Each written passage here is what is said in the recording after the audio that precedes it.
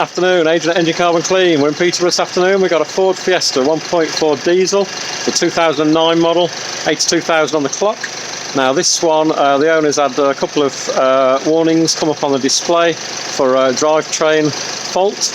That can be down to a number of different things. The last time I think it happened, the car wouldn't start for about 20 minutes.